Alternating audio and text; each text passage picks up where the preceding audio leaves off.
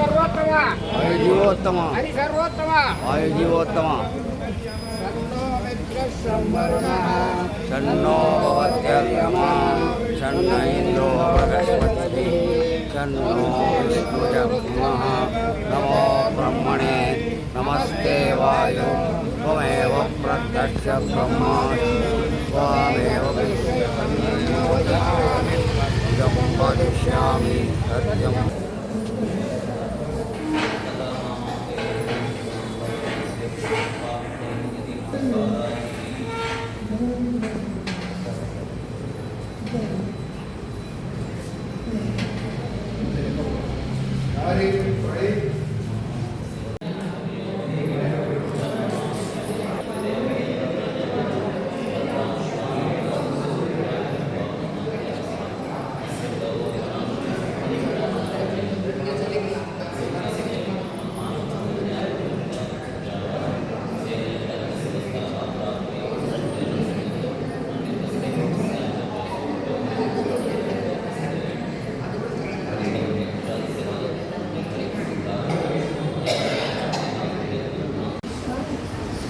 ಪರಮಪೂಜ್ಯ ರಾಣಿ ಪಟ್ಟಾಭಿಷರು ತಮ್ಮ 34ನೇ ವರ್ಷದ ಚಾತುರ್ಮಾಸ್ಯ ವ್ರತವನ್ನು ನಮ್ಮ ಚೆನ್ನೈ ಮಹಾನಗರದಲ್ಲಿ ಅನುಷ್ಠಾನ ಮಾಡುತ್ತಿದ್ದಾರೆ. ಇದು ತುಂಬ ಪರಮ ಪವಿತ್ರವಾದಂಥ ಒಂದು ಕಾರ್ಯಕ್ರಮವನ್ನು ಅವರು ಚೆನ್ನೈ ಮಹಾನಗರ ಜನಗಳಿಗೆ ಮಾತು ಬಂಧುಗಳಿಗೆ ಒಂದು ನಡೆಸಿಕೊಡ್ತಾರೆ. ಅವರು ಶ್ರೀಗಳವರು ಯಾವಾಗ ಉಡುಪಿ ಅವರ ಮೇಲೆ ದರ್ಶನ ಮಾಡಿದ್ದನೋ ಅವರು ಮೊದಲು ಕೇಳ್ತಕ್ಕಂಥ ಒಂದು ಕೃಷ್ಣನ ದರ್ಶನ ಮಾಡಿದ್ದೀರಾ ಅಂತ ಕೇಳ್ತಾರೆ. ಯಾಗ ಎಲ್ಲಿ ವ್ಯವಸ್ಥೆ ಮಾಡಿಕೊಂಡಿದ್ದೀರಿ ಅಂತ ಕೇಳ್ತಾರೆ. ತೀರ್ಥ ಪ್ರಸಾದ ಹಾಕ್ಯ ಅಂತ ಒಂದು ಹೇಳ್ತಾರೆ. ಅಂತಹ ಒಂದು ವಾತ್ಸಲ್ಯವನ್ನು ನಮ್ಮ ನಂಗನವರು ಶ್ರೀಮಠ ಅಂತ ಬಂದಿದ್ದೇ ಒಂದು ಮಾತು ಕೇಳಿದ್ರೆ ಸಾಕು. ಈ 3 ಮಾತನ್ನು ಅವರು ಯಾವಾಗಲೂ ಅವರು ಕೇಳ್ತಾರೆ. ಅದು ಯಾವಾಗಲೂ ನಡೀತಾ ಇದೆ. ಅಂತಹ ಶ್ರೀಗಳವರು ನಮ್ಮ ಶ್ರೀಮಠದಲ್ಲಿ ಒಂದು 3 ದಿವಸ ಕಾಲ 3 ದಿವಸ ಸಂಜೆ 6ರಿಂದ 7 ತನಕ ಅಣಕರಿಗೆ ಸಂದೇಶವನ್ನು ನೀಡ್ತಾರೆ. ನಾವೆಲ್ಲರೂ 3 ದಿವಸವನ್ನು ಬಂದು ಇದನ್ನು ನಡೆಸಿಕೊಡಬೇಕಾಗಿ ನಾವು ಎಲ್ಲ ಭಕ್ತ ಮಹಾಜನನ್ನು ನೀಡುತ್ತೇವೆ. ನಮ್ಮ ಶ್ರೀಮಠದ ಪರವಾಗಿ ಶ್ರೀಗಳವರಿಗೆ ನಮ್ಮ ಒಂದು ಧನ್ಯವಾದವನ್ನು ತಿಳಿಸಿ ಸ್ವಾಗತವನ್ನು ನೀಡುತ್ತೇವೆ. ಅವರಿಗೆ ನಮ್ಮೆಲ್ಲರ ಪರವಾಗಿ ಮತ್ತೆ ಸ್ವಾಗತ ನೀಡಿದ್ದಾರೆ. ಇವಾಗ ಅವರು ಒಂದು ಅನುಗ್ರಹ ಸಂದೇಶವನ್ನು ಮಾಡ್ತಾರೆ. ಶ್ರೀಕೃಷ್ಣಾರ್ಪಣ ನಮಸ್ಕಾರ.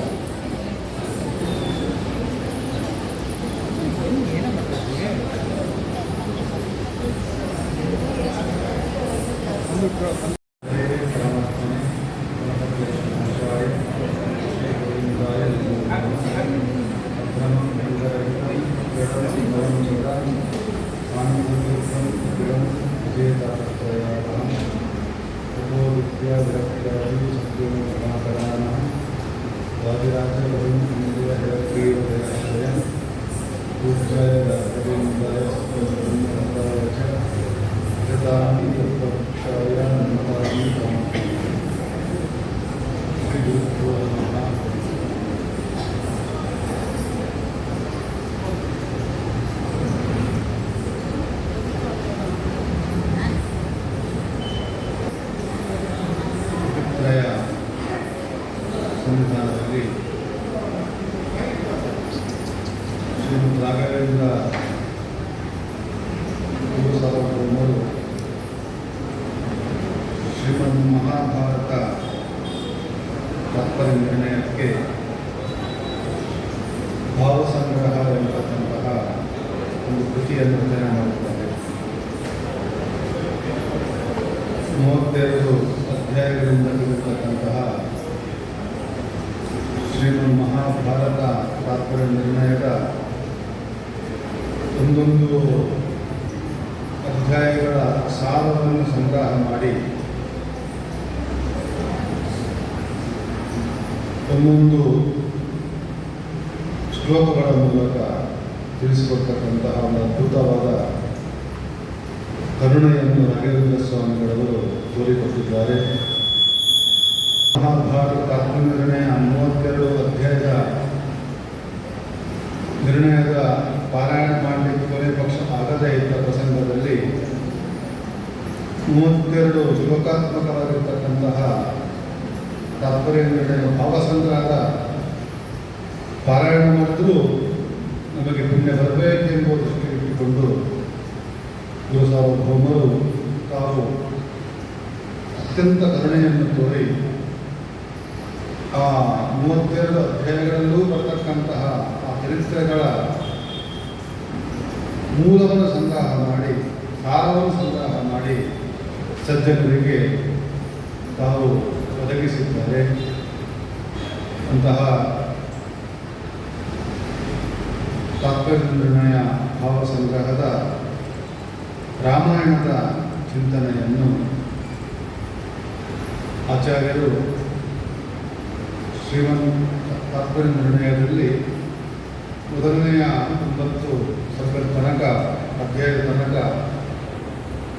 ರಾಮಾಯಣದ ಚಿಂತನೆಯನ್ನು ಆಚಾರ್ಯರು ಮಾಡಿದ್ದಾರೆ. ಯಾಕೆಂತ ಹೇಳಿದರೆ ರಾಮಾಯಣದ ಬಗ್ಗೆ ಅನೇಕ ಗೊಂದಲಗಳಿವೆ. ರಾಮಾಯಣದಲ್ಲಿ ಕೆಲವು ಸಂದರ್ಭಗಳಲ್ಲಿ ಅನೇಕ ಗೊಂದಲಗಳು ಏರ್ಪಟ್ಟಿವೆ. ಆದ್ದರಿಂದ ನಿಜವಾದ ರಾಮನ ವ್ಯಕ್ತಿತ್ವ ಹೇಗೆ ಎಂಬುದನ್ನು ಸ್ಪಷ್ಟವಾಗಿ ಯಾರು ತೋರಿಸಿಲ್ಲ.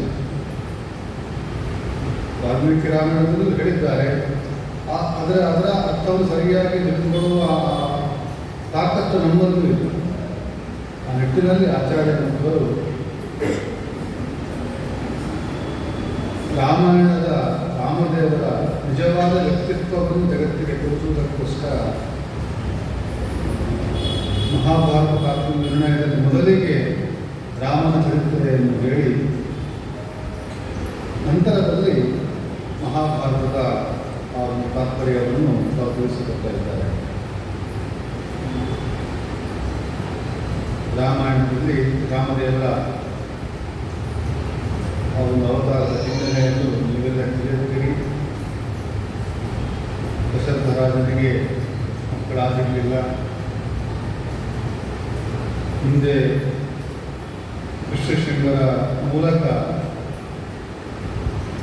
ಪುತ್ರಕಾಮೇಷ್ಟ್ಯಾಗವನ್ನು ಮಾಡಿಸಿ ಹೆಜ್ಜೆ ವೇದಿಕೆಯಲ್ಲಿ ಬಂದಿರತಕ್ಕಂತಹ ದೇವತಾ ಪುರುಷನಿಂದ ಪಾಯಸದ ಪಾತ್ರೆಯನ್ನು ದಶರಥ ಸ್ವೀಕಾರ ಮಾಡಿ ಅದನ್ನು ತಮ್ಮ ಮಡದಿಯರಿಗೆ ಪಾಲು ಮಾಡಿ ಆ ಮಡದಿಯರು ಗರ್ಭವತಿಯರಾಗ್ತಾರೆ. ಅದರಲ್ಲಿ ಸಾಕ್ಷಾತ್ ಭಗವಂತನೇ ವಾಸುದೇವ ರೂಪದಿಂದ ವಾಸುದೇವ ರೂಪಿಯಾದ ಭಗವಂತನೇ ತಾನು ಕೌಸಲ್ಯಲ್ಲಿ ರಾಮನಾಗಿ ಅವತಾರ ಮಾಡ್ತಾನೆ. ಹೀಗೆ ಲಕ್ಷ್ಮಣ ಭರತ ಶತ್ರುಘ್ನರು ತಾವು ಭಗವಂತನ ಸನ್ನಿಧಾನವನ್ನು ಸಾಕ್ಷಾತ್ ವಾಸುದೇವ ಭಗವಂತನೇ ರಾಮನಾಗಿ ತನ್ನ ಅವತಾರ ಮಾಡ್ತಾನೆ. ಲಕ್ಷ್ಮಣ ಭರತ ಶತ್ರುಘ್ನರಲ್ಲಿ ಸಂಕರ್ಷಣ ಅನಿರುದ್ಧರ ಪ್ರವೇಶ ಇದೆ, ಅಷ್ಟೇ ಸನ್ನಿಧಾನ ಇದೆ. ಅಂತಹ ಆ ಒಂದು ಮಕ್ಕಳು ಇರ್ತಾರೆ. ರಾಮನು ಅವತಾರ ಮಾಡ್ತಾನೆ. ದಶರಥನಿಗೆ ಬಹಳ ಸಂತೋಷ ಇದೆ. ಭಗವಂತ ಅವತಾರ ಮಾಡ್ತಾನೆ, ಬೆಳೀತಾ ಇದ್ದಾನೆ. ರಾಮದೇವರು ಬೆಳೀತಾ ಇದ್ದಾರೆ, 4 ಮಕ್ಕಳು ಬೆಳೀತಾ ಇದ್ದಾರೆ. ರಾಮದೇವರು ತಾವು ಬೆಳೀತಾ ಇದ್ದಾರೆ.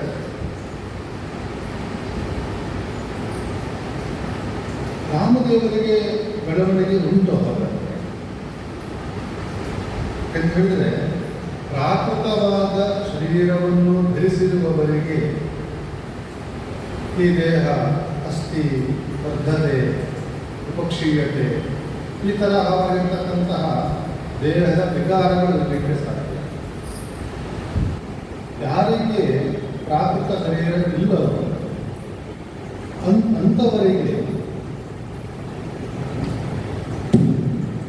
ಅಂಥವರಿಗೆ ಬೆಳವಣಿಗೆ ಎಂಬುದು ಹೇಗೆ?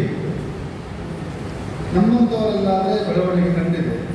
ನಾವು ಹುಟ್ಟುತ್ತೇವೆ, ಬೆಳೀತಾ ಹೋಗ್ತೇವೆ. ನಾವು ಒಂದೊಂದು ಮಾಸಗಳ, ಒಂದೊಂದು ವರ್ಷ ಸಂವತ್ಸರ ಬೆಳೆದ ಹಾಗೆ ಬೆಳೀತಾ ಹೋಗ್ತೇವೆ. 1 ವರ್ಷ 2 ವರ್ಷ ಈ ತರಹವಾಗಿ ದೇಹದಲ್ಲಿ ವಿಕಾರ ಕಾಣಿಸ್ತದೆ, ತಾರುಣ್ಯ ಬರ್ತದೆ, ವಾರ್ಧಕ್ಯ ಬರ್ತದೆ. ಇವೆಲ್ಲ ಸಾಮಾನ್ಯ ನಮ್ಮಂತಹ ಮನುಷ್ಯರಲ್ಲಿ ಇಂತಹ ಪ್ರಸಂಗ ಹೋಗುವುದು.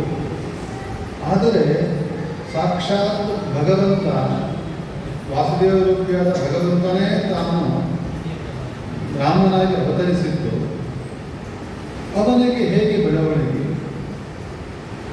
ಅಂತ ಹೇಳಿ ನಮಗೆಲ್ಲರಿಗೂ ಸಹಿತ ಪ್ರಶ್ನೆ ಬರ್ತದೆ. ಅದಕ್ಕೆ ಆಚಾರ್ಯ ಮಧ್ವರು ಹೇಳ್ತಾರೆ, ನಿತ್ಯ ಪ್ರವೃದ್ಧಸ್ಯತು ತಸ್ಯ ವೃತ್ತಿ ಅಪೇಕ್ಷ ಲೋಕಸ್ಯ ಮಂದವೃತ್ತಿ ಅಲ್ಲ. ಆದರೂ ಸಹಿತ ಸರ್ವತ್ರ ವ್ಯಾಪ್ತವಾಗಿರ್ತಕ್ಕಂಥ ತನ್ನ ಶರೀರ ರಾಮದೇವರದ್ದು, ಆದರೂ ಸಹಿತ ಆ ಸಾಮಾನ್ಯ ಜನರಿಗೆ ರಾಮದೇವರು ತಾವು ಬೆಳೆದಂತೆ ತೋರಿಸಿಕೊಡ್ತಾ ಇದ್ದಾರೆ. ತೋರಿಸಿಕೊಡುವುದು ಬೇರೆ, ತಾನು ದೇಹವನ್ನು ಬೆಳೆಸಿಕೊಡುವುದು ಬೇರೆ. ದೇಹ ಬೆಳೆಯುವುದು ಬೇರೆ, ಬೆಳೆದಂತೆ ತೋರಿಸಿಕೊಳ್ಳುವುದು ಬೇರೆ. ವಸ್ತುಶಃ ಭಗವಂತನಿಗೆ ಆ ಶರೀರಕ್ಕೆ ಬೆಳವಣಿಗೆ ಎಂಬುದು ಇಲ್ಲ. ಆದರೆ ತಾನು ಬೆಳೆದಂತೆ ತೋರಿಸಿಕೊಳ್ತಾ ಇದ್ದಾನೆ. ಸಾಮಾನ್ಯ ಜನರ ಕಣ್ಣಿಗೆ ಭಗವಂತ ತಾನು ಬೆಳೆದಂತೆ ತೋರಿಸಿಕೊಳ್ತಾ ಇದ್ದಾನೆ. ಯಾಕೆಂತ ಹೇಳಿದ್ರೆ ನರೇಶು ಜನನೇ ನರವ ಪ್ರವೃತ್ತಿ ಅಂತ ಶಾಸ್ತ್ರ ಹೇಳ್ತದೆ. ಸಾಮಾನ್ಯ ಮನುಷ್ಯರ ಮಧ್ಯೆ ಇರಬೇಕಾದರೆ ಅದೇ ತರಹವಾಗಿ ತಾನು ತೋರಿಸಿಕೊಳ್ಬೇಕು. ಇದು ಭಗವಂತನ ನಿಯಮ, ಇದು ದೇವತಾ ನಿಯಮ. ಆದ್ದರಿಂದ ಭಗವಂತ ತಾನು ಅವತಾರ ಮಾಡಿದ್ದಾನೆ, ರಾಮನಾಗಿ ಬೆಳೆದಂತೆ ತೋರಿಸಿಕೊಡ್ತಾ ಇದ್ದಾನೆ. ಯಾರಿಗೆ? ಸಾಮಾನ್ಯ ಜನರಿಗೆ ಮಾತ್ರ. ಆ ರಾಮದೇವ ಮಗು ಬೆಳೀತಾ ಇದೆ, ರಾಮನಿಗೆ ಒಂದು ಮಾಸವಾಯಿತು, 2 ಮಾಸವಾಯಿತು, 3 ಮಾಸ, ಈ ತರಹವಾಗಿ ಆ ಮಗುವಿನ ಬೆಳವಣಿಗೆ ಅದು ಸಾಮಾನ್ಯ ಜನರಿಗೆ ಕಾಣಿಸ್ತಾ ಇತ್ತು ಹೊರತು ರಾಮದೇವರಿಗೆ ಎಲ್ಲೂ ಸಹಿತ ಬೆಳವಣಿಗೆ ಎಂಬುದು ಇಲ್ಲ. ಅಪ್ರಾಕೃತವಾದ ಶರೀರ ಯಾವಾಗಲೂ ತರುಣ ರೂಪವೇ ಭಗವಂತನ ಹೊರತು ನಮ್ಮ ಹಾಗೆ ಬಿಳಿ ಕೂದಲಾಗುವುದು ಏನು ರಾಮದೇವರಿಗಿಲ್ಲ.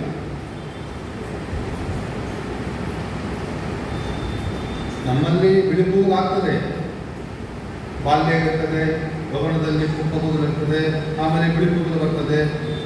ನಮ್ಮಲ್ಲಿ ಹೇಳುವುದುಂಟು, ಬಿಳಿ ಕೂದಲು ಕಪ್ಪಾಗಲಿಕ್ಕೆ ಬರ್ತದಲ್ಲ ಅಂತೇಳಿ. ಅದು ಕೃತಕವ ಅಷ್ಟೇ.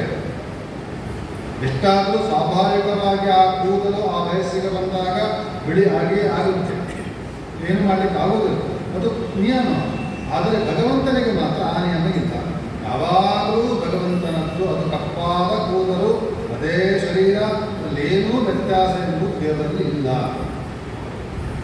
ಆ ತರಹವಾಗಿ ತಿಳ್ಕೊಳ್ಳೂಬಾರದು.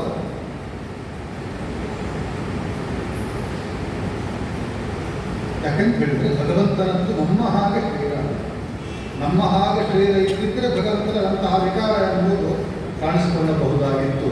ನಮ್ಮ ಹಾಗೆ ಭಗವಂತನದ್ದು ಶರೀರ ಅಲ್ಲ ಅಂತ ಆಚಾರ್ಯ ಭಕ್ತರು ತಾವು ತಿಳಿಸಿಕೊಡ್ತಾರೆ.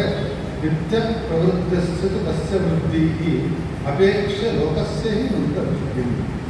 ಸಾಮಾನ್ಯ ಜನರ ಮಂದವೃಷ್ಟಿಯನ್ನು ಅಪೇಕ್ಷಿಸಿ ರಾಮದೇವರು ತಾವು ಬೆಳೆದಂತೆ ತೋರಿಸಿಕೊಂಡರು ಹೊರತು ರಾಮದೇವರಿಗೆ ಬೆಳವಣಿಗೆ ಎಂಬುದು ಇಲ್ಲ ಎಂಬುದನ್ನು ತಾವು ಆಚಾರ್ಯ ಭಕ್ತರು ಹೇಳ್ತಾರೆ. ಇದನ್ನೇ ರಾಘವೇಂದ್ರ ಗುರು ಸಾರ್ವಭೌಮರು ಹೇಳ್ತಾರೆ, ಎತ್ತುತ್ತಿರು ಜನಮೋಹಿನಿ. ಭಗವಂತನ ಆ ದೇಹದ ಬೆಳವಣಿಗೆ ಅದು ಕೇವಲ ಜನರಿಗೆ ಮೋಹವನ್ನು ಹುಟ್ಟಿಸುವುದಕ್ಕೋಸ್ಕರ ಹೊರತು ಎಂದೂ ಸಹಿತ ಭಗವಂತನಿಗೆ ಶರೀರದ ಬೆಳವಣಿಗೆ ಎಂಬುದು ಇಲ್ಲ. ಭಗವಂತನ ಶರೀರ ಅನಾದಿ ಕಾಲದಿಂದ ಯಾವ ತರಹ ಇದೆಯೋ ಅನಂತ ಕಾಲದಲ್ಲಿಯೂ ಅದೇ ಥರ ಇರುತ್ತೆ ಹೊರತು ಭಗವಂತನ ಶರೀರದಲ್ಲಿಯೂ ಏನೂ ವ್ಯತ್ಯಾಸ ಆಗಲಿಕ್ಕೆ ಸಾಧ್ಯವಿಲ್ಲ.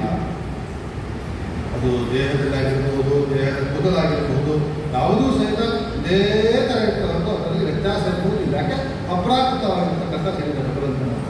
ಇದನ್ನು ಆಚಾರ್ಯ ಭಕ್ತರು ತಿಳಿಸಿಕೊಟ್ಟಿದ್ದಾರೆ.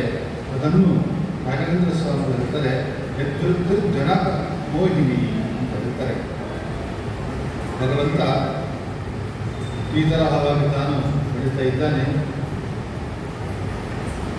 ಹೊಸ ದಶರಥನಿಗೆ ಇವರು ಎಷ್ಟೋ ವರ್ಷಗಳಿಂದ ಮಕ್ಕಳಿಲ್ಲದೆ ಕೊರಗಿ ಅಂತರದಲ್ಲಿ ಮಕ್ಕಳನ್ನು ಪಡೆದವನು ದಶರಥ.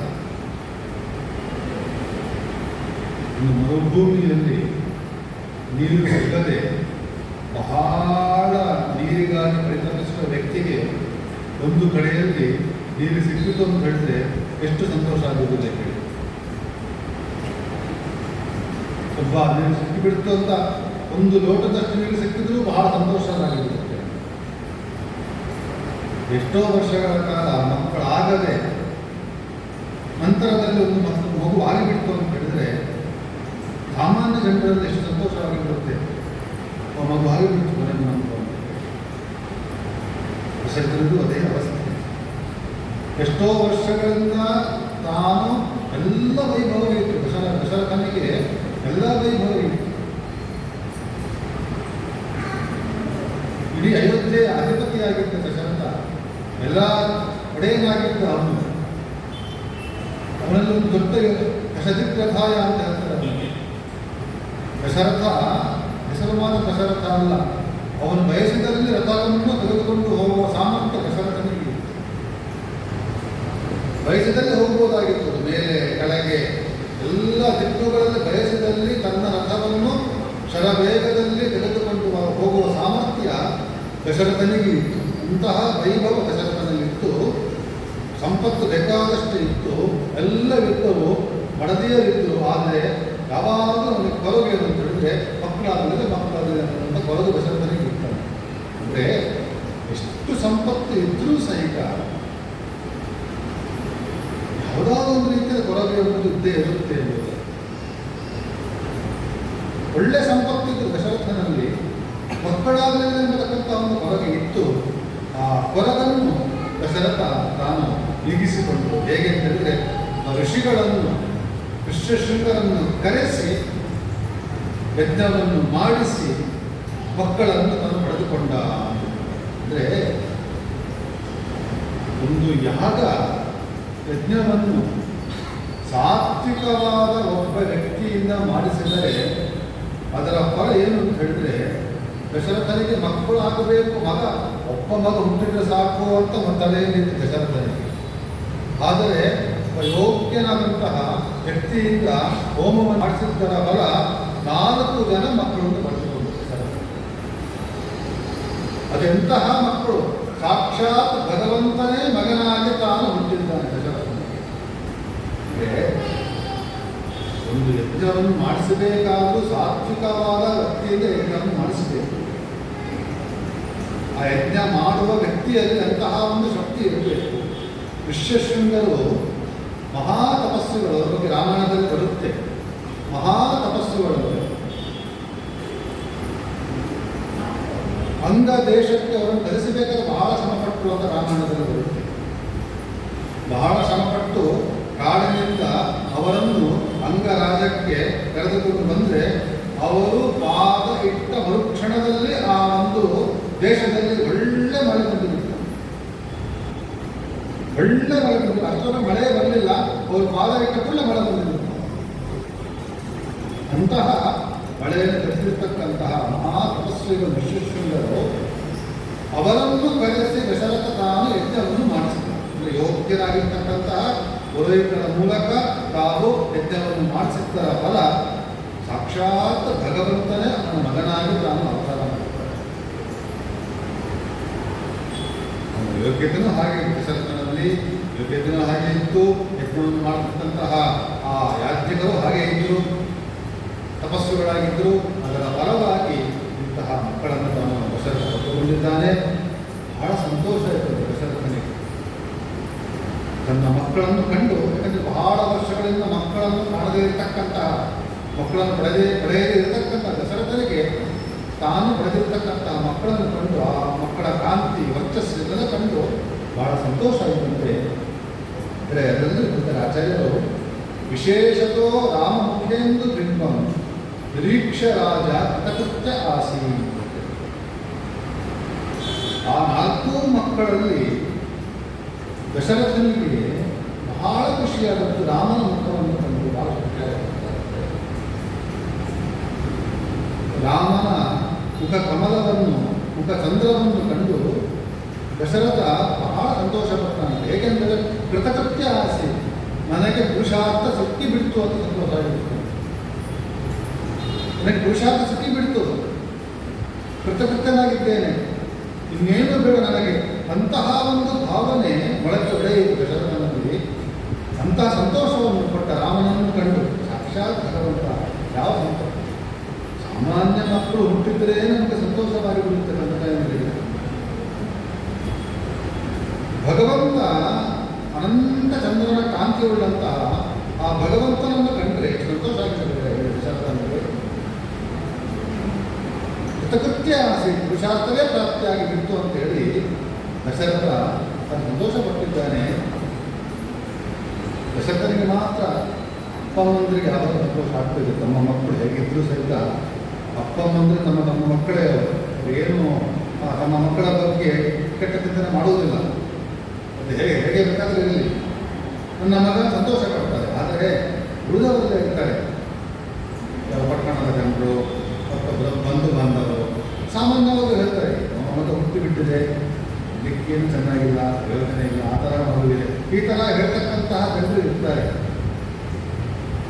ರಾಮದೇವರನ್ನು ಕಂಡಿರ್ತಕ್ಕಂಥ ದಶರಥ ಮಾತ್ರ ತಾನು ಮಾತನಾಡಿಕೊಂಡದ್ದಲ್ಲ, ಸಂತೋಷಪಟ್ಟದ್ದಲ್ಲ. ತನ್ಮಾತರ ಪೌರಜನ ಸಮಸ್ತ ಮರ್ತ್ಯ ಅಮಾತ್ಯ ಅಂತಃಪುರ ವೈಶೇಕಾಶ್ಚ ಸರ್ವ ಅವೇಕ್ಷಮಾಣ ಪರಮಂ ಪುಮಾಂಸಂ ಸ್ವಾನಂದಂ ಅತೃಪ್ತ ಇವ ಸಂಭವೋದು, ಸ್ವಾನಂದ ತೃಪ್ತ ಇವ ಸಂಭವೋದು. ರಾಮನನ್ನು ಕಂಡು ಎಲ್ಲರೂ ಪುರದ ಜನರು, ಮಂತ್ರಿಗಳು, ಅವನ ಉಳಿದ ತಾಯಂದಿರು ಎಲ್ಲರೂ ಸಹಿತ ಸಂತೋಷಪಟ್ಟಿದ್ದಾರೆ.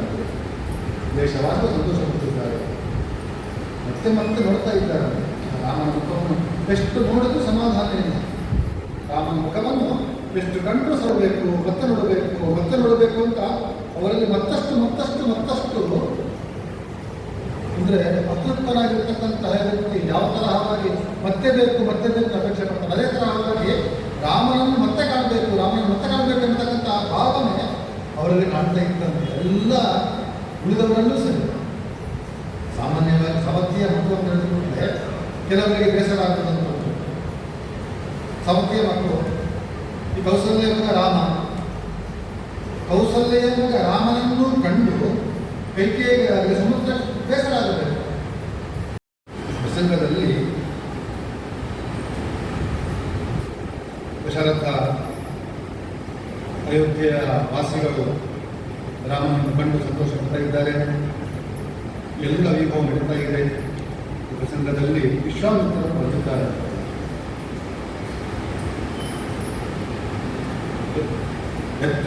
ಜನಮೋಹಿನಿ ಮುದಮಿತ ಯತ್ದರ್ಶನ ಸಜ್ಜನ. ರಾಯರು ಹೇಳ್ತಾರೆ, ಮುದಮಿತ ಯತ್ದರ್ಶನ ಸಜ್ಜನ. ರಾಮದೇವರ ಮುಖಾರವಿಂದವನ್ನು ಕಂಡು ಎಲ್ಲ ಸಜ್ಜನರು ಅತ್ಯಂತ ಸಂತೋಷ ಪಟ್ಟಿದ್ದಾರೆ ಅಂತ ಆಚಾರ್ಯರ ಭಾವವನ್ನು ರಾಘವೇಂದ್ರ ಸ್ವಾಮಿಗಳು ಒಂದೇ ಒಂದು ವಾಕ್ಯದಲ್ಲಿ ತಾವು ತಿಳಿಸಿಕೊಡ್ತಾ ಇದ್ದಾರೆ.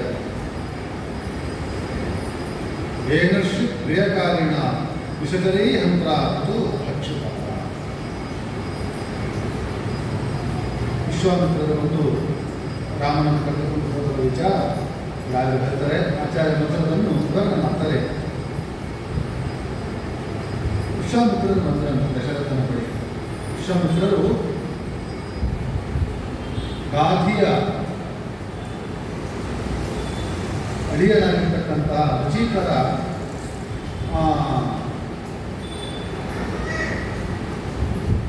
ಮಗ, ಆ ಪರಂಪರೆಯಲ್ಲಿ ಬಂದಿರತಕ್ಕಂಥವ್ರು ವಿಶ್ವಾಮಿತ್ರರು. ಆ ವಿಶ್ವಾಮಿತ್ರರ ಬಗ್ಗೆ ಹೇಳಬೇಕಾದರೆ ಆಚಾರ್ಯರನ್ನು ಮಾತನ್ನು ಹೇಳ್ತಾರೆ. ವಿಶ್ವಸ್ಯ ಮಿತ್ರಂ ತೈಹಾ ಜಗಾಮ ಅಂತ. ವಿಶ್ವಾಮಿತ್ರರ ಬಗ್ಗೆ ಹೇಳಬೇಕಾದ್ರೆ ವಿಶ್ವಸ್ಯ ಮಿತ್ರಂ ತೈಹಾ ಜಗಾಮ. ಈ ವಿಶ್ವಾಮಿತ್ರರ ಬಗ್ಗೆ ಕೆಲವೊಂದು ಗೊಂದಲಗಳಿವೆ. ಏನಂತ ಹೇಳಿದ್ರೆ, ವಿಶ್ವಾಮಿತ್ರರು ಅಂತ ಹೇಳಿದ್ರೆ ಬಹಳ ಸಿಟ್ಟಿನವರು, ಬಹಳ ಸಿಟ್ಟಿನವರು. ವಸಿಷ್ಠರ ಜೊತೆಗೆ ಜಗಳ ಮಾಡಿಕೊಂಡವರು, ಬಹಳ ಸಿಟ್ಟಿನವರು. ಆದ್ದರಿಂದ ಒಂದು ರೀತಿಯ ವಿಶ್ವಾಮಿತ್ರ, ವಿಶ್ವರಿಗೆ ಅಮಿತ್ರ ಅಂತ ಈ ತರಹವಾಗಿ ಅರ್ಥ ಮಾಡೋ ಮಸೂರ ಬರುತ್ತೆ. ವಿಶ್ವಕ್ಕೆ ಜಗತ್ತಿಗೆ ಅಮಿತ್ರ ಅಂತ ಖಂಡಿತ ತಪ್ಪು ಅಂತ ಹೇಳ್ತಾರೆ ಆಚಾರ್ಯರು. ವಿಶ್ವಸ್ಯ ಮಿತ್ರಂ ಅಂತ ಹೇಳ್ತಾರೆ. ಅಂದರೆ ವಿಶ್ವಕ್ಕೆ ಅಮಿತ್ರರಲ್ಲವರು, ವಿಶ್ವಕ್ಕೆ ಆ ಮಿತ್ರರು ಅಂತ. ಜಗತ್ತಿಗೆ ಚೆನ್ನಾಗಿ ಮಿತ್ರರು ವಿಶ್ವಾಮಿತ್ರರು ಅಂತ ಆಚಾರ್ಯ ಮಕ್ಕಳು ಆ ವಿಶ್ವಾಮಿತ್ರರ ವ್ಯಕ್ತಿತ್ವವನ್ನು ತೋರಿಸಿಕೊಟ್ಟಿದ್ದಾರೆ. ಅಂದರೆ ವಿಶ್ವಾಮಿತ್ರನ ಹೇಳಿದ್ರು ನಮಗೆ ತಲೆಯಲ್ಲಿ ಬರೋದೇ ಅದೇ. ಬರೀ ಸಿಟ್ಟುಕೊಳ್ಳುವವರು, ಶಾಪ ಕೊಡುವವರು ವಿಶ್ವಾಮಿತ್ರ ಅದೇ ತಲೆಯಲ್ಲಿ ಬರ್ತದೆ ಹೊರತು ಅವರು ಏನು ಉಪಕಾರ ಮಾಡಿದ್ದಾರೆ ತಲೆಯಲ್ಲಿ ಬರುವುದೇ ಇಲ್ಲ. ನಾವೆಲ್ಲ ಬ್ರಾಹ್ಮಣರು ಇವತ್ತು ಗಾಯತ್ರಿ ಜಪ ಮಾಡ್ತಾ ಇದ್ದೇವೆ ಅಂತ ಹೇಳಿದ್ರೆ ಅದರ ಮೂಲ ಸ್ಫೂರ್ತಿ ವಿಶ್ವಾಮಿತ್ರ. ಆ ಮಂತ್ರ ಭ್ರಷ್ಟರ ವಿಶ್ವಾಮಿತ್ರ. ಆ ವಿಶ್ವಾಮಿತ್ರರು ಆ ಮಂತ್ರಗಳನ್ನು ತಾವು ಕಂಡುಕೊಂಡು ಅನುಷ್ಠಾನ ಮಾಡಿ ಆ ಪರಂಪರೆಯು ಬೆಳೀತಾ ಇದೆ ಬ್ರಾಹ್ಮಣ ಸಮಾಜ. ಹಾಗಾದರೆ ಬ್ರಾಹ್ಮಣ ಸಮಾಜದ ಮೂಲ ಮಂತ್ರ ಗಾಯತ್ರಿ ಮಂತ್ರದ ಮೂಲ ಭ್ರಷ್ಟರ ವಿಶ್ವಾಮಿತ್ರರು ಎಷ್ಟು ಅವರ ಉಪಕಾರ ನಮಗೆ ಇದೆ ನೋಡಿ. ಇವತ್ತು ಬ್ರಾಹ್ಮಣರಲ್ಲಿ ಏನು ಶಕ್ತಿ ಉಳಿದಿದೆ ಅಂತ ಹೇಳಿದ್ರೆ ಅದಕ್ಕೆ ಕಾರಣ ನಮ್ಮ ಗಾಯತ್ರಿ ಮಂತ್ರ. ಗಾಯತ್ರಿ ಮಂತ್ರದ ಅನುಷ್ಠಾನ ಜಪವನ್ನು ಮಾಡುವುದರಿಂದ ಇವತ್ತು ನಮ್ಮಲ್ಲಿ ಏನೋ ಒಂದು ಶಕ್ತಿ ಉಳಿದುಕೊಂಡಿದೆ. ನಮ್ಮ ಮಾತಿನಲ್ಲಾಗಲಿ, ನಮ್ಮ ತಲೆಯಲ್ಲಾಗಲಿ ಒಳ್ಳೆಯ ಬುದ್ಧಿ ಇದೆ ಅಂತಾದರೆ, ನಾಲಿಗೆಯಲ್ಲಿ ಒಳ್ಳೆಯ ಮಾತುಗಳು ಬರ್ತವೆ ಅಂತಾದರೆ ಅದಕ್ಕೆ ಮೂಲ ಗಾಯತ್ರಿ ಮಂತ್ರ. ಧಿಯೋಯೋನ ಪ್ರಚೋದಯ ಆ ಮಂತ್ರವೇ ಹಾಗೆ ಹೇಳುತ್ತೆ. ಬುದ್ಧಿ ಪ್ರಚೋದನ ಅಂತ ಭಗವಂತನ ವಿಶೇಷವಾಗಿರ್ತಕ್ಕಂಥ ಉಪಾಸನೆ ಗಾಯತ್ರಿ ಮಂತ್ರ. ನಾವೆಲ್ಲ ವಿದ್ಯಾವಂತರಾದ ಪ್ರಯೋಜನ ಇಲ್ಲ, ಬುದ್ಧಿವಂತರಾಗಬೇಕು, ಒಳ್ಳೆಯ ಬುದ್ಧಿವಂತರಾಗಬೇಕು. ಅಂದರೆ ಒಳ್ಳೆಯ ಬುದ್ಧಿ, ಸದ್ಬುದ್ಧಿ ನಮ್ಮಲ್ಲಿ ಬರಬೇಕು. ಇವತ್ತೇನಾಗಿದೆ ಅಂತ ಹೇಳಿದ್ರೆ ವಿದ್ಯೆ ಹಿಂದೆ ನಾವು ಹೋಗ್ತಾ ಇರ್ತೇವೆ. ಒಳ್ಳೆ ವಿದ್ಯಾವಂತ ಆಗಬೇಕು, ಒಳ್ಳೆ ವಿದ್ಯಾವಂತ ಆಗಬೇಕು ಅಂತ ಹೇಳಿ ಒಳ್ಳೆ ಮಾರ್ಕ್ಸ್ ಕೊಡಬೇಕು, ಒಳ್ಳೆ ವಿದ್ಯಾವಂತರಾಗಬೇಕು ಅಂತ ಆ ವಿದ್ಯೆ ಹಿಂದೆ ಹೋಗ್ತಾ ಹೋಗ್ತಾ ಹೋಗ್ತಾ ಇರ್ತೇವೆ. ಆದರೆ ಸದ್ಬುದ್ಧಿ ಬರಬೇಕು ಎಂಬತಕ್ಕಂಥದ್ದು ಬಹಳ ಕಡಿಮೆ ಚಿಂತನೆ ನಮ್ಮಲ್ಲಿ ಬರ್ತಾ ಇದೆ. ವಿದ್ಯಾವಂತರಾಗುವುದರ ಜೊತೆಗೆ ಸದ್ಬುದ್ಧಿ ನಮ್ಮಲ್ಲಿ ಬರಬೇಕು, ಒಳ್ಳೆಯ ಬುದ್ಧಿ ನಮ್ಮಲ್ಲಿ ಬರಬೇಕು. ಒಳ್ಳೆಯ ವಿದ್ಯೆಯ ಜೊತೆಗೆ ಒಳ್ಳೆಯ ಬುದ್ಧಿ ಬಂದಾಗ ಆವಾಗ ನಮ್ಮ ವ್ಯಕ್ತಿತ್ವ ಅದು ಒಳ್ಳೆಯ ರೀತಿಯಲ್ಲಿ ಹೋಗ್ತಾ ಇದೆ. ಒಳ್ಳೆ ವಿದ್ಯಾವಂತರಾದರೂ ಒಳ್ಳೆಯ ಬುದ್ಧಿ ಬರಲಿಲ್ಲ ಅಂತಾದರೆ ಅದು ಪ್ರಯೋಜನ ಇಲ್ಲ ಅಂತ ಹೇಳ್ತಾರೆ. ಬಹಳ ವಿದ್ಯಾವಂತರು ನನ್ನ ಒಳ್ಳೆ ಓದುತ್ತಾರೆ, ಒಳ್ಳೆ ವಿದ್ಯಾವಂತ, ಏನು ಬುದ್ಧಿ ಸರಿ ಇಲ್ಲ, ಏನು ಪ್ರಯೋಜನ? ಒಳ್ಳೆ ವಿದ್ಯಾವಂತ ಅದರ ಬುದ್ಧಿ ಮಾತ್ರ ಪ್ರಯೋಜನ ಇಲ್ಲ, ಕೆಟ್ಟದಾಗೇ ಹೋಗ್ತಾ ಇರ್ತಾನೆ, ಪ್ರಯೋಜನ ಇಲ್ಲ. ಒಳ್ಳೆಯ ವಿದ್ಯಾವಂತಿಕೆ ಅದರ ಜೊತೆಗೆ ಒಳ್ಳೆಯ ಸದ್ಬುದ್ಧಿ ಬೇಕು. ಆ ಸದ್ಬುದ್ಧಿ ಬರಬೇಕಾದರೆ ಗಾಯತ್ರಿ ಮಂತ್ರದ ಅನುಷ್ಠಾನ ನಾವು ಮಾಡಬೇಕು. ಆ ಗಾಯತ್ರಿ ಮಂತ್ರದ ಅನುಷ್ಠಾನದಿಂದ ನಮ್ಮಲ್ಲಿ ಒಳ್ಳೆಯ ಬುದ್ಧಿ ಬೆಳೀತಾ ಬರುತ್ತೆ. ಅಂತಹ ಗಾಯತ್ರಿ ಮಂತ್ರದ ಭ್ರಷ್ಟಾರರು ವಿಶ್ವಾಮಿತ್ರರು. ಅಂತಹ ವಿಶ್ವಾಮಿತ್ರರು ವಿಶ್ವಕ್ಕೆ ಯಾಕೆ ಅಮಿತ್ರರಾಗಿರ್ತಾರೆ?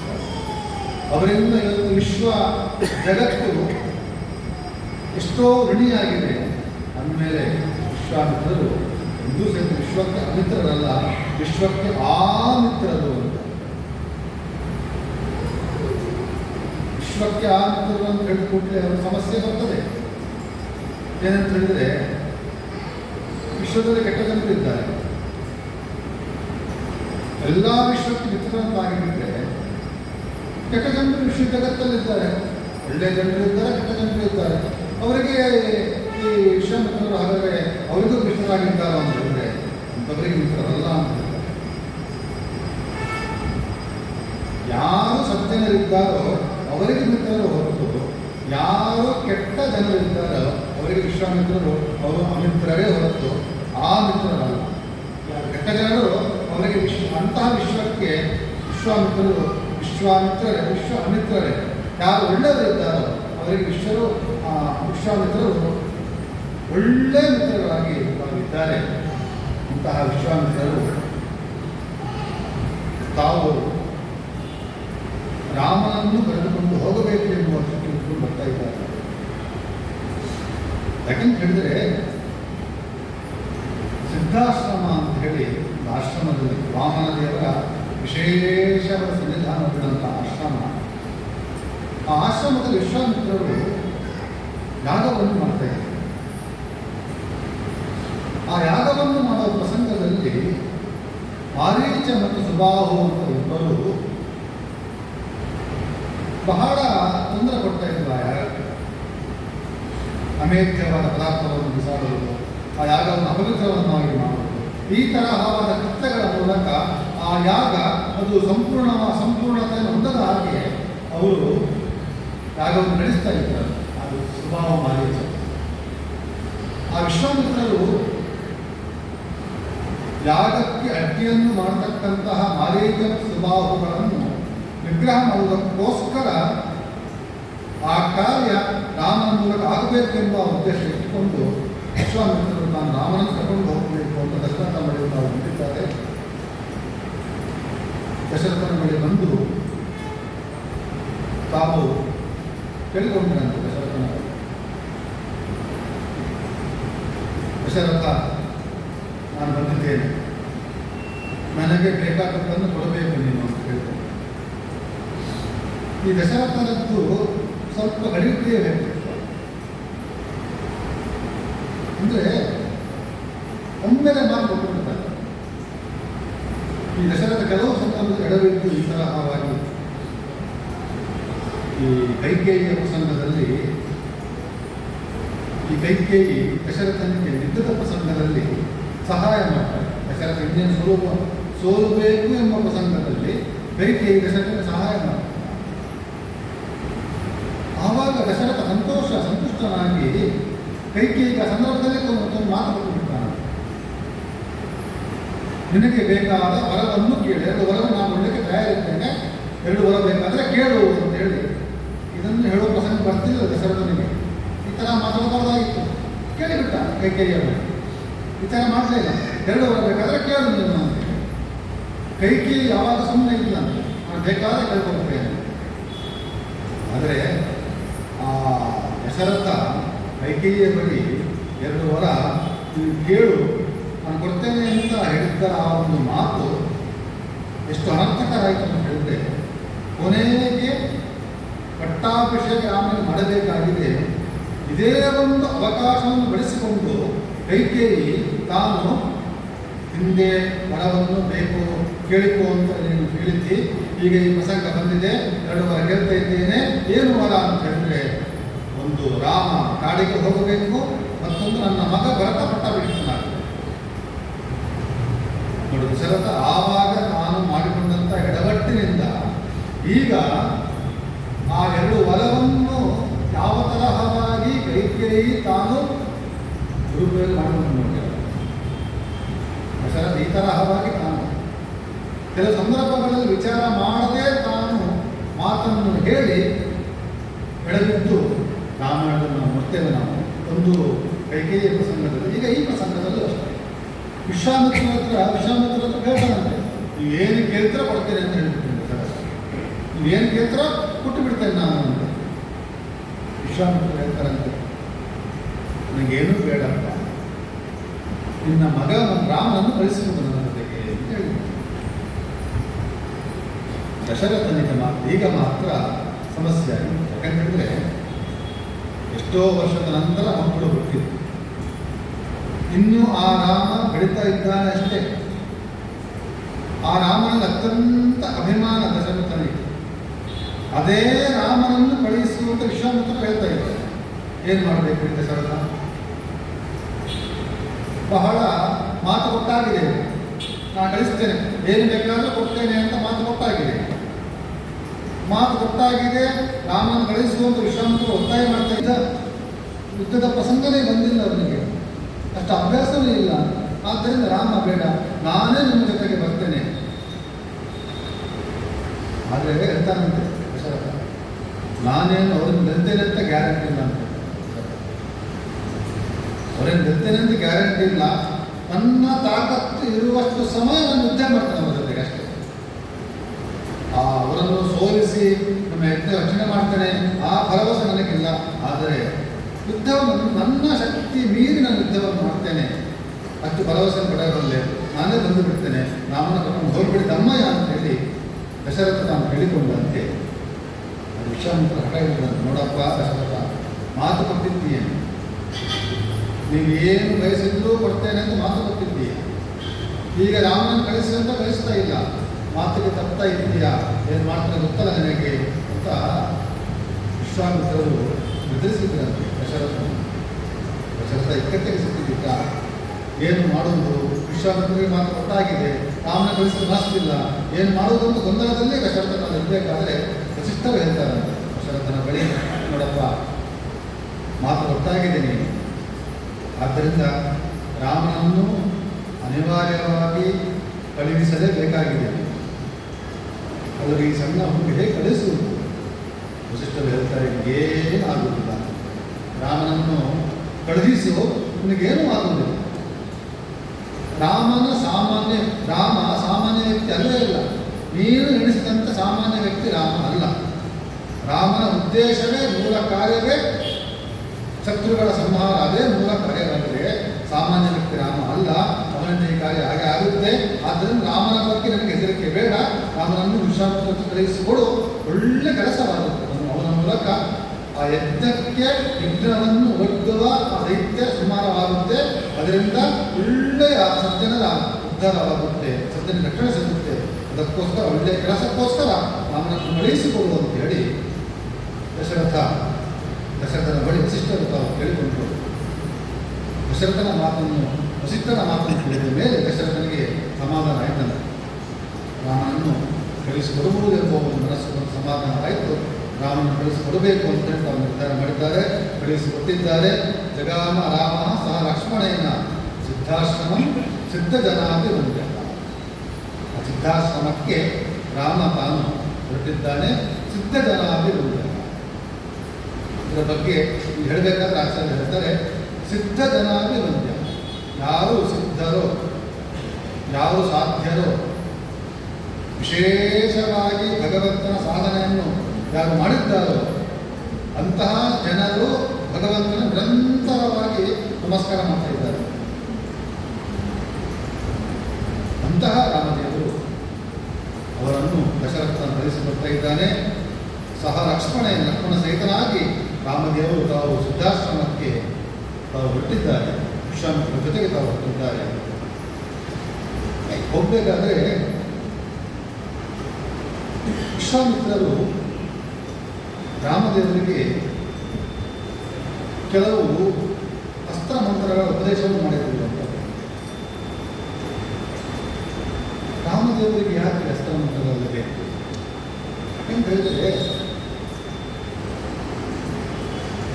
ಸರ್ವೋತ್ತಮನಾದಂತಹ ಭಗವಂತ ಅವನಿಗೆ ಈ ಅಸ್ತ್ರ ಮಂತ್ರದ ಅವಶ್ಯಕತೆ ಇದೆಯೋ ಸಾಧ್ಯನೇ ಇಲ್ಲ. ರಾಮದೇವರಿಗೆ ಅಸ್ತ್ರ ಮಂತ್ರಗಳ ಉಪದೇಶ ಎನ್ನುವುದು ಅವಶ್ಯಕತೆ ಇಲ್ಲವೇ ಇಲ್ಲ. ಯಾಕಂತ ಹೇಳಿದ್ರೆ ಅಸ್ತ್ರ ಮಂತ್ರಗಳ ಉಪದೇಶ ಪಡೆಯುವುದೇನು ಅಂತ ಹೇಳಿದ್ರೆ, ಆ ಮಂತ್ರವನ್ನು ಜಪ ಮಾಡಬೇಕು, ಆ ಮಂತ್ರದ ದೇವತೆ ಬರ್ತಾರೆ, ಅವರಲ್ಲಿ ಬೇಡಿಕೊಳ್ಳಬೇಕು, ಇಂಥ ಕೆಲಸ ಆಗಬೇಕಾಗಿದೆ, ಇಂಥವನ್ನು ಬೆಳೆಯಬೇಕಾಗಿದೆ, ಅದಕ್ಕೋಸ್ಕರ ಈ ಕೆಲಸವನ್ನು ಮಾಡಬೇಕು ಅಂತ ಆ ದೇವತೆ ಬೇಡಿಕೊಳ್ಬೇಕು. ರಾಮದೇವರು ಯಾರತ್ರ ಬೇಡಿಕೊಂಡಿದ್ದೀರಿ? ಸರ್ವೋತ್ತಮನಾದ ಭಗವಂತ ಎಲ್ಲ ದೇವತೆಗಳು ಅವನಿಗೆ ನಮಸ್ಕಾರ ಮಾಡ್ತಾರೆ ಹೊರತು ಭಗವಂತ ಯಾರನ್ನೇ ಬೇಡುವ ಪ್ರಸಂಗನೇ ಬರುವುದಿಲ್ಲ. ಆದ್ದರಿಂದ ಅಸ್ತ್ರ ಮಂತ್ರದ ಉಪದೇಶದ ಅವಶ್ಯಕತೆ ರಾಮನಿಗೆ ಇಲ್ಲವೇ ಇಲ್ಲ.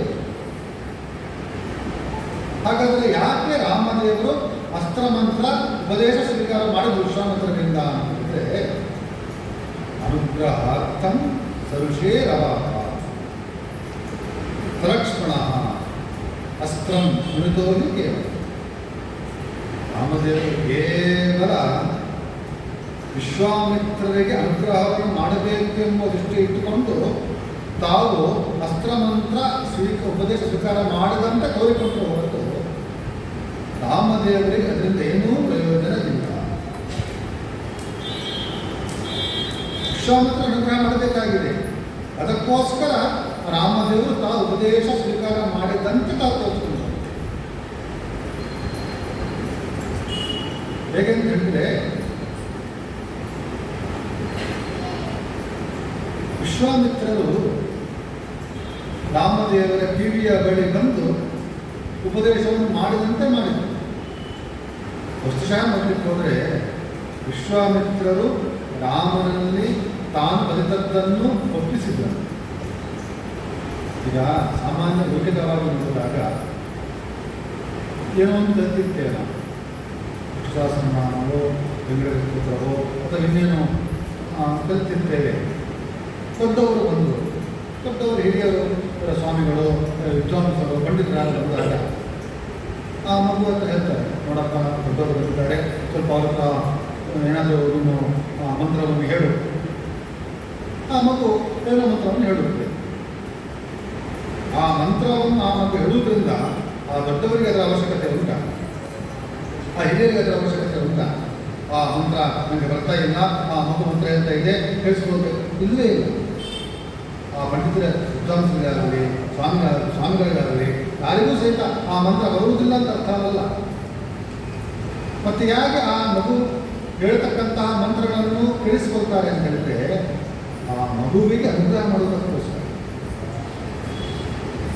ಆ ಮಗುವಿಗೆ ಅನುಗ್ರಹ ಮಾಡೋದಕ್ಕೋಸ್ಕರ ಕೇಳಿಸ್ಕೊಳ್ತಾರೆ ಹೊರತು ಅವರಿಗೆ ಬರುವುದಿಲ್ಲ ಅಂತ ಕೇಳಿಸ್ಕೊಳ್ಳೋದಲ್ಲ.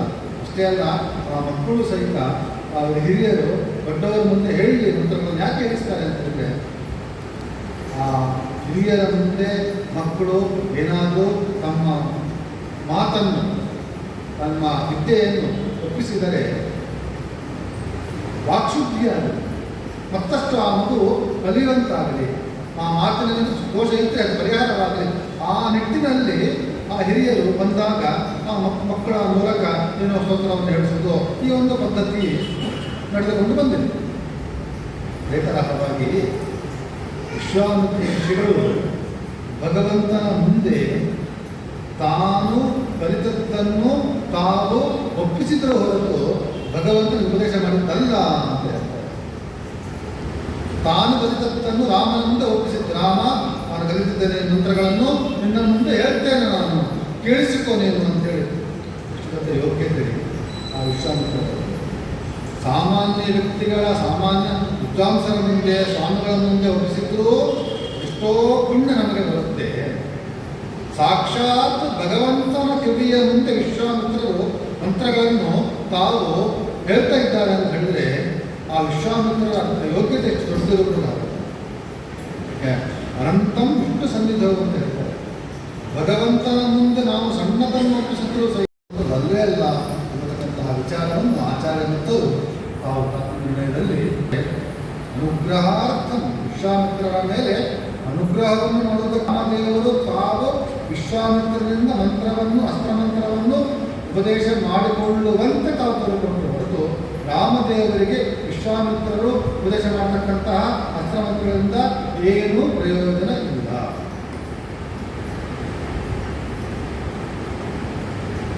ಹಾಗಾದರೆ ರಾಮದೇವರು ಅಸ್ತ್ರಮಂತ್ರವನ್ನು ತಾವು ಪಠಣ ಮಾಡಿದರು.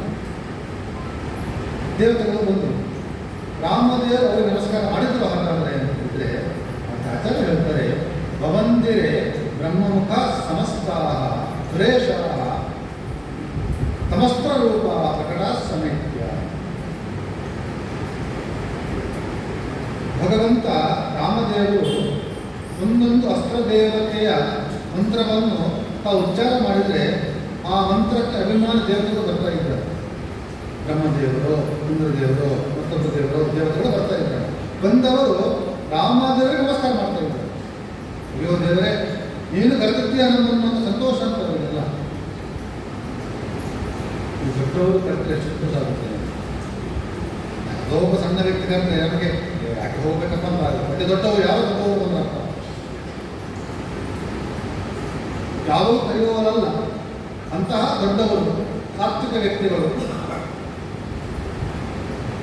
ಗುಂಪಲ್ಲಿ ಒಬ್ಬರನ್ನು ಕರೆದುಬಿಟ್ಟಾರೆ. ಯಾರೋ ಒಬ್ಬರು ದೊಡ್ಡ ಸ್ವಾಮಿಗಳು ಬಂದರು, ದೊಡ್ಡ ಗುಂಪಿತ್ತು. ಆ ಗುಂಪಲ್ಲಿ ಒಬ್ಬ ವ್ಯಕ್ತಿಯನ್ನು ಕರೆದರು. ಆವಾಗ ಆ ವ್ಯಕ್ತಿ ಎಷ್ಟು ಸಂತೋಷ ಆಗುತ್ತೆ. ಇಷ್ಟು ಗುಂಪಲ್ಲಿ ಸ್ವಾಮಿ ನನ್ನನ್ನೇ ಕರೆದಿರೋದು ಸಂತೋಷ ಆಗುತ್ತೆ ಹೇಳಿ. ಇಷ್ಟು ದೊಡ್ಡ ಗುಂಪಲ್ಲಿದೆ, ಗುಂಪಲ್ಲಿ ಸ್ವಾಮಿಗಳವರು ನಮ್ಮನ್ನೇ ಕರೆದರು ಅಂತೇಳಿ ಇಷ್ಟು ಸಂತೋಷವಾಗಿರುತ್ತೆ ಆ ವ್ಯಕ್ತಿಗೆ. ಶ್ಲೋಕದಲ್ಲಿರ್ತಕ್ಕಂತಹ ಇದು ನಿಯಮ ಇದೆ.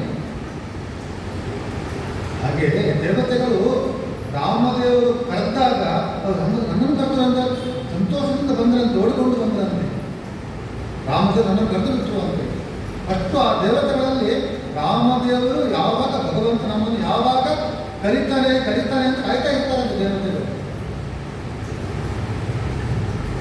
ಅದರಿಂದಲೇ ಭಗವಂತ ಅವ್ರ ಕಟ್ಟ ಕೂಡಲೇ ಬಂದರು. ಯಾಕೆಂದರೆ ದೇವತೆಗಳಲ್ಲಿ ಅಂತಹ ಉತ್ಸಾಹ ಇದೆ.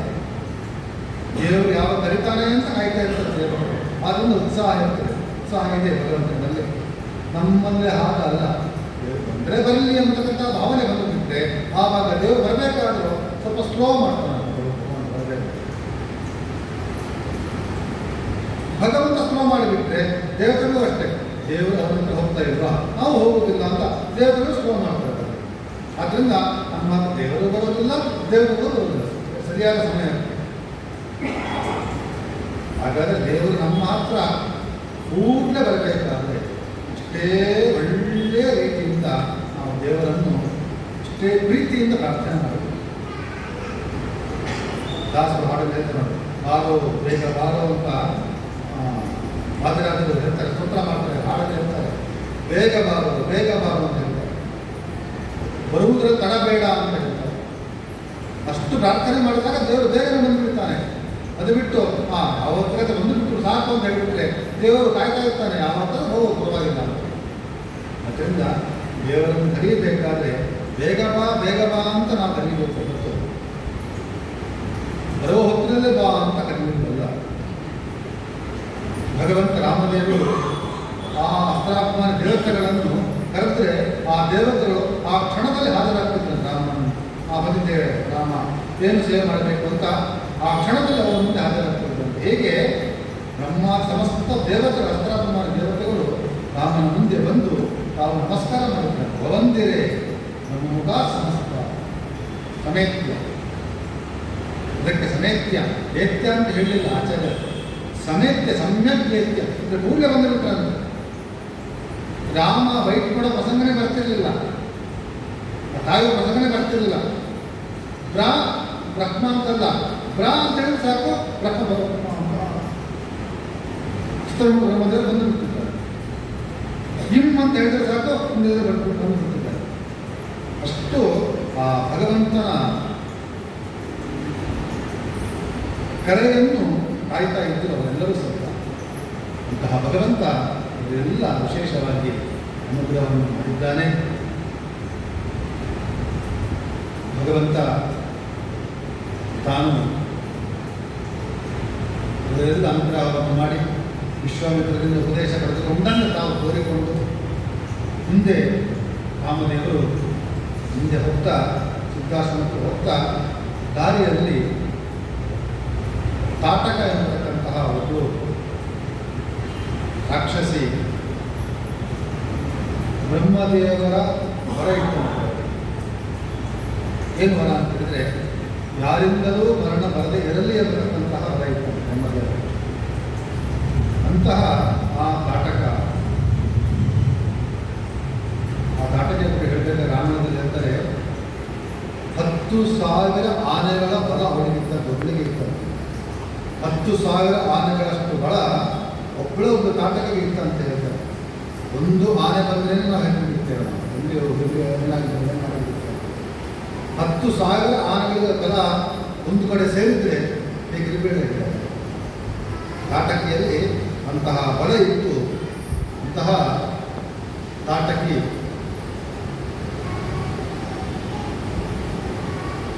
ಸುಂದರ ಎಂತಕ್ಕಂತಹ ರಾಕ್ಷಸನ ಮದುವೆಯಾಗಿ ಮಾರೀಚನನ್ನು ಮಗನನ್ನಾಗಿ ತಾವು ಪಡೆದುಕೊಂಡಿದ್ದಾಳೆ ತಾಟಕಿ.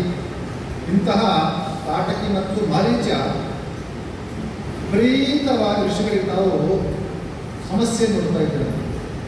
ಹೀಗೆ ಜಪಮಾಲಿ ಕೊಡ್ತಿರಲಿಲ್ಲ, ರಾಗಮಂಡಿ ಕೊಡ್ತಿರಲಿಲ್ಲ, ನಾನಾ ತರಹವಾದ ಕೆಟ್ಟ ಕೆಲಸವನ್ನು ತಾವು ಮಾಡ್ತಾ ಇದ್ದಾರೆ. ಅಂತಹ ಸಂದರ್ಭದಲ್ಲಿ ಅಗಸ್ತ್ಯರು ಶಾಪ ಕೊಡ್ತಾರೆ. ಅಗಸ್ತ್ಯರಿಗೂ ತೊಂದರೆ ಕೊಡಲಿಕ್ಕೆ ಬಂದು ತಾಟಕಿ. ಆವಾಗ ಅಗಸ್ತ್ಯರು ಶಾಪ ಕೊಡ್ತಾರೆ. ನಮಗೆ ತೊಂದರೆ ಮಾಡಿರ್ತಕ್ಕಂತಹ ನಮ್ಮ ಅನುಷ್ಠಾನ ತೊಂದರೆ ಮಾಡಿರ್ತಂತಹ ನೀವು ರಾಕ್ಷಸರಾಗಿ ಅಂತ ಹೇಳಿ ಶಾಪ ಕೊಟ್ಟಿದ್ದಾರೆ.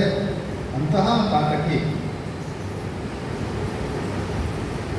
ಅವರನ್ನು ಕೊಲ್ಲಬೇಕು ಅಂತ ಹೇಳಿ ವಿಶ್ವಾಮಿತ್ರರು ರಾಮನಿಗೆ ತಾವು ಪ್ರಾರ್ಥನೆ ಮಾಡ್ತಾ ಇದ್ದಾರೆ. ಕಾಟಕಿಯ ಅಪ್ಪಟಳ ಬಹಳವಾಗಿದೆ, ಅವರನ್ನು ಕೊಲ್ಲಬೇಕು ನೀನು ಅಂತ ಹೇಳಿ ಆ ರಾಮದೇವರ ಬಳಿ ವಿಶ್ವಾಮಿತ್ರ ತಾವು ಕೇಳಿಕೊಂಡು ಪ್ರಾರ್ಥನೆ ಮಾಡ್ತಾ ಇದ್ದಾರೆ. ಆ ವಿಶ್ವಾಮಿತ್ರ ಪ್ರಾರ್ಥನೆಯಂತೆ ರಾಮದೇವರು ತಾವು ಆ ಕಾಟಕಿಯನ್ನು ಅವರು ಸಂಹಾರ ಮಾಡ್ತಾ ಇದ್ದಾರೆ. ಸಂಹಾರ ಮಾಡಿ ಮುಂದೆ ಸಿದ್ಧಾಶ್ರಮಕ್ಕೆ ತಾವು ಬಂದಿದ್ದಾರೆ.